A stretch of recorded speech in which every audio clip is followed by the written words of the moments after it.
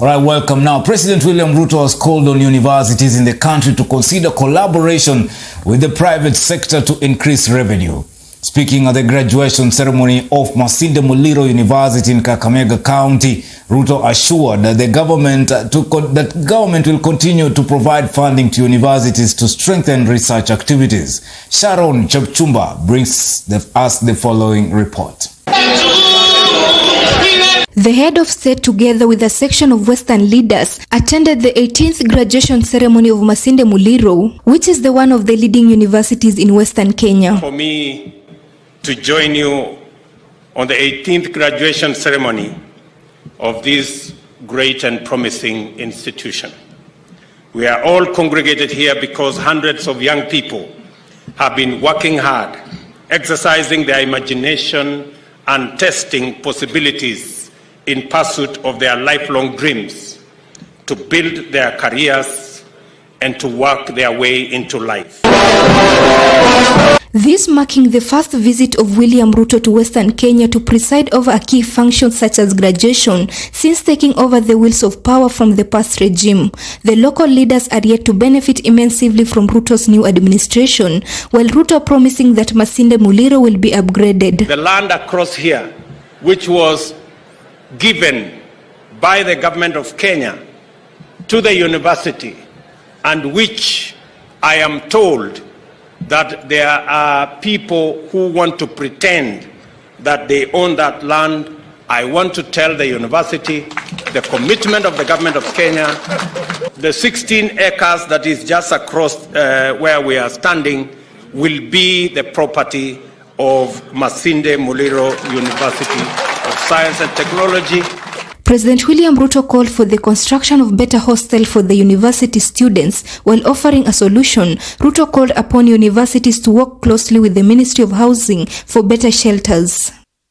We are looking forward to the universities and other institutions of higher learning being the hub of the development of our human capital, the most precious asset that we have as a nation.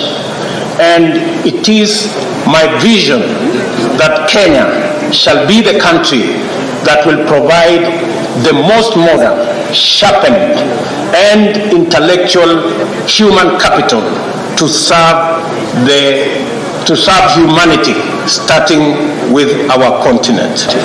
We are committed to do our part in making sure that Masinde Muliro University of Science and Technology and other institutions of higher learning and research are facilitated to fulfill their part in transforming Kenya. The head of state said the government will adopt scientific techniques, scholarly discipline and modern technology to find solutions to challenges facing Kenyans. I want to ask all our universities, beginning with this great institution, to work with our Ministry of Housing so that we can give you the template and the mechanism for the construction of the hostels that you require to host all our students instead of our students living in deplorable, informal areas.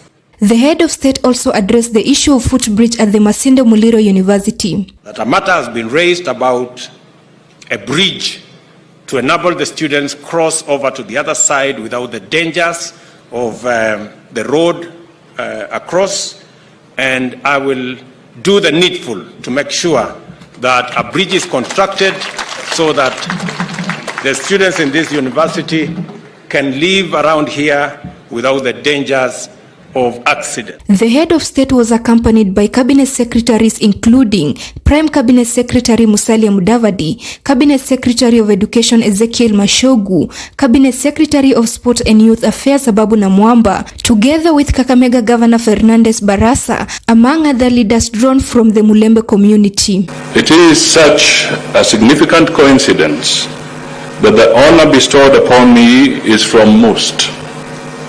A university named after one of the great nationalists of this country, the late Honorable Masinde Muliro.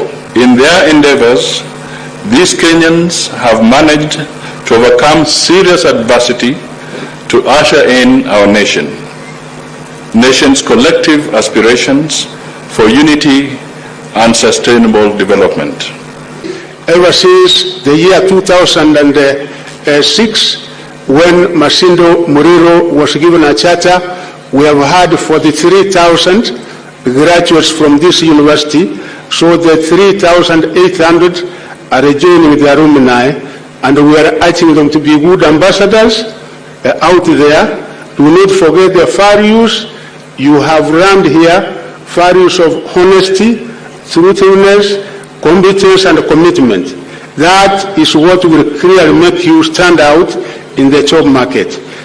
I have directed my Cabinet Secretary for Education to be on standby to effectively represent government in discussions and other efforts to resolve issues facing the education sector in general or any of its individual stakeholders, including this great university. For Maisha Prime, Maisha Television, I'm Sharon Chepchumba.